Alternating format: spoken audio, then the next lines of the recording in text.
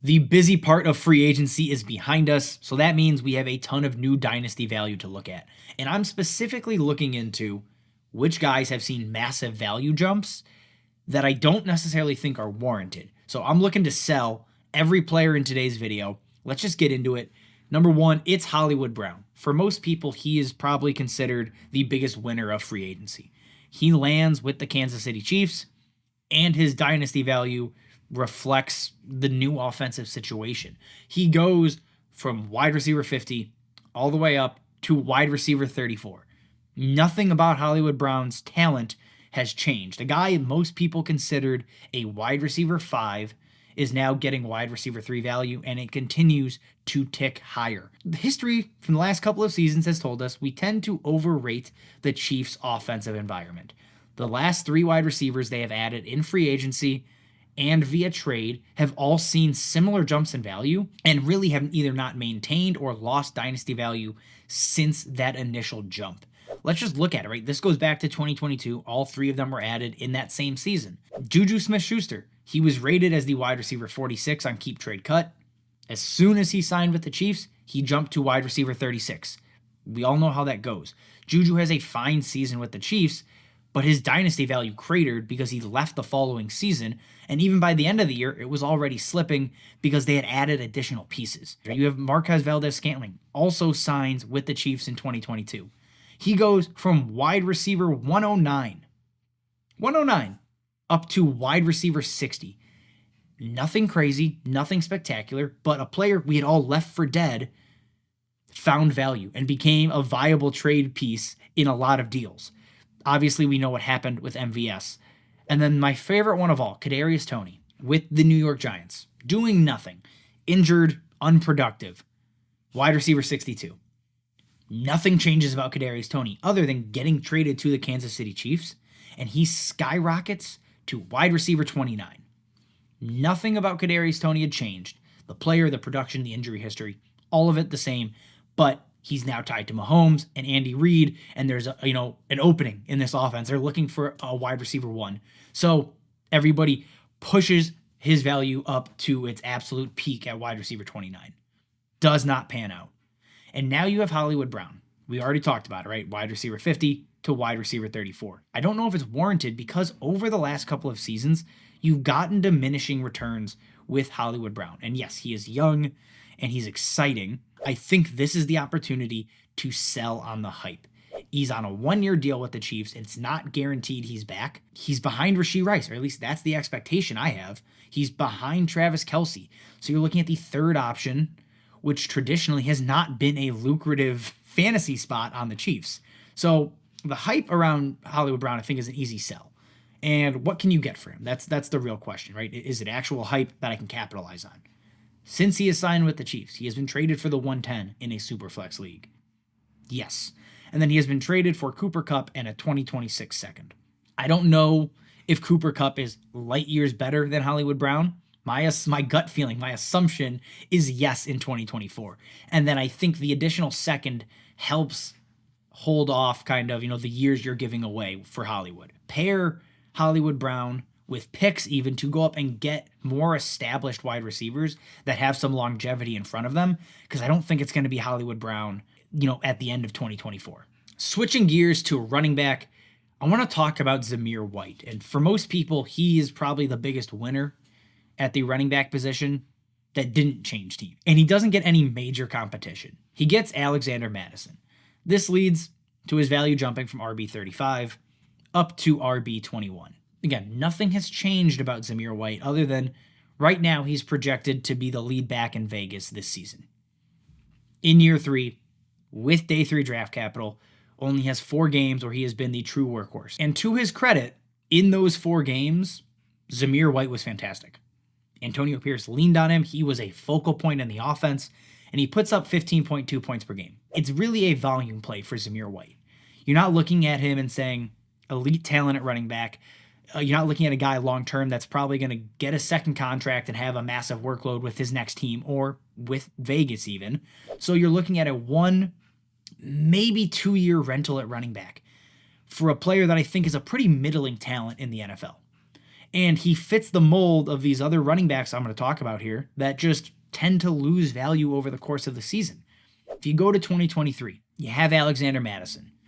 Dalvin Cook leaves, Madison's now the guy. You go to 2022, you have Michael Carter, and Michael Carter didn't even make it to the season because the Jets drafted Breece Hall. The Raiders can still go and draft a running back. Or is he the 2021 version, which is Mike Davis, who was the guy in Atlanta, and I despised it from the moment I saw it because Mike Davis was never a good running back in his career. Now, he was older at this point, so it felt more obvious, but he just didn't live up to the hype. And that's a real possibility with Zamir White as well. So you're looking at all of these things, and he could be any version of these different running backs. Realistically, I think Zamir White does give you RB2 value this year. But long term, I'm not buying in. If I can bail on Zamir White before we even get to the draft, I'm going to do it because I don't even want to enter that territory of risk with him. He's not worth it. So if I can get the 202, which has been done since he kind of survived free agency, I'm going to do it. If I can get Zamir White in the 110 for Zay Flowers, that's another deal. I'm going to take it. Those are the types of trades I'm looking for because right now people are starting to buy in to the news or the hype around Zamir White. And I think for dynasty purposes, you're better off selling if you're not a true contender that is desperate for running back depth. Sticking with our running backs here, we have DAndre Swift, the new, arguably, lead running back for the Chicago Bears, my Chicago Bears. But seeing his value jump from RB23 up to RB15, this feels like a good window to sell DAndre Swift. DAndre Swift is not guaranteed to be the workhorse here. And when you look at what DAndre Swift has done to start his career, the first 4 years, he's finished inside of RB15 in terms of points per game once. His rookie season, RB18. Year 2, RB10. RB16, RB24 with the Philadelphia Eagles. And yes, Jalen Hurts stole a bunch of touchdowns at the goal line, and that likely pushed down his production. But the point remains, DAndre Swift has never turned into that guy I wanted him to be. A lot of us wanted him to be. So this feels like an opportunity where you can take what was a sinking asset in terms of dynasty value and now stretch that into additional pieces for fantasy. And I think that's the proper move because, look, he's talented, but he's aging. He is only going to continue to fall in rankings. RB15 likely is the highest DAndre Swift reaches at this point in his career over the next 5 seasons. Since free agency, there have not been a ton of one-for-one deals, but there have been a lot of deals DAndre Swift has been packaged in that I think are worth mentioning. So here we have DAndre Swift, Jerry Jeudy, the 106 and the 109 for Garrett Wilson. To me, that's taken 4 quarters, turning it into $1. I think that is worth it. DAndre Swift, again, sinking asset. Jerry Jeudy, probably not worth it at this point, unfortunately. Love the 106. That's the most valuable piece on this side, obviously. And then the 109 is also solid. And it's worth mentioning, right? This is a 1 QB league. So you're not looking at Rome Odunze at 106. You're probably looking at Caleb Williams or Troy Franklin or Adonai Mitchell. And then 109, it just gets worse. So I would rather just have the elite asset. Another deal here, you have DAndre Swift, Daniel Jones in a Superflex league, Jahan Dotson for Jared Goff and Evan Ingram. Jared Goff is the best player in this deal from a value perspective by far. You have Evan Ingram, who right now is in a very, very good position and was also hyper productive last year when the situation was worse. So I think give me that because Daniel Jones is dust. Jahan Dotson, dust. DAndre Swift is, again, solid, and he's a hot name right now in trades, and I think you can squeeze a little bit of value out and maybe even get RB1 prices, even though I don't think he comes even close to RB1, production in 2024. And to close it out, we just have the entire Bengals backfield. Whichever one you think is the guy, right? Zack Moss or Chase Brown, they're likely both sells at this point. Zack Moss jumps from RB54 up to RB32. Chase Brown, for the most part, has stayed fairly stagnant, but we talked about this a couple weeks ago, and I was saying buy Chase Brown because Mixon might get cut. This is why you bought Chase Brown. You're now able to flip him likely for a mid to early second if somebody in your league believes he's the guy over Zack Moss. What I really prefer to talk about, though, is Zack Moss himself, because he gets 2 years, $8 million, $3 million guaranteed. He's not guaranteed to be the starter in this offense, and some people are treating it that way. Same goes for Chase Brown. Like Zack Moss last year, to start the season with the Colts was spectacular. 17.2 points per game over the first 6 weeks. Addison nailed it. He was the handcuff behind Jonathan Taylor you had to roster. But the truth is, this is probably going to end up a pretty gross 50-50 split. And when Zack Moss doesn't see all the work as a volume play, doesn't really live up to the hype.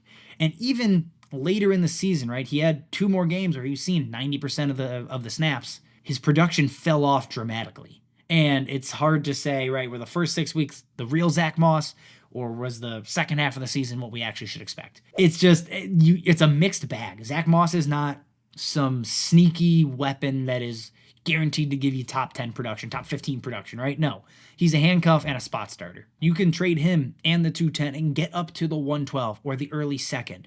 That is a good upgrade because you're taking a spot starter, a handcuff running back, like I said, and getting high value picks. That is more valuable to me than holding a guy I hope wins a job for a season, right? And then the other trade that I absolutely love is Zamir White and Zack Moss for Derrick Henry. And you may be thinking, okay, but Justin, they're all short-term holds, right? Zamir White's younger, et cetera, et cetera. Well, if you're a legit contender, I'm treating all 3 of these guys as one-year plays. And who do I think is the best one of the bunch? Derrick Henry. He is the one that has the best chance to become a true difference-making running back in 2024, where Zamir White and Zack Moss, they're question marks. We don't know exactly what their role is going to be and to the extent their offense feeds them.